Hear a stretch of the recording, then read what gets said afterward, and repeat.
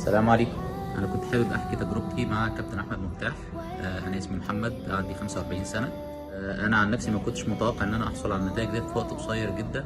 كمان ما كنتش من الناس اللي بتقتنع قوي بحكاية الأونلاين والأونلاين كوتشنج وكده والمتابعة، بس أنا لما شفت النتائج على ابني، لأن ابني كان هو بادي مع كابتن أحمد مفتاح من قبل كده، شفت نتائج ممتازة صراحة في وقت قصير جدا. إن أنا أنزل في أقل من شهرين أنزل 8 كيلو. أنا دلوقتي التوتال نزلت 14 كيلو في خلال الست شهور دول. منهم طبعا فترات اجازه، ومنهم فترات مثلا ظروف مرضيه وكده.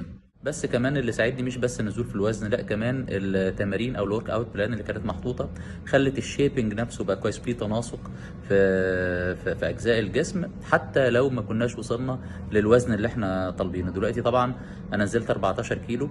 اللايف ستايل نفسه اتغير، الاهداف بتاعتي كمان اتغيرت، بدات اعدل اهدافي. انا كنت الاول بفكر ان انا بس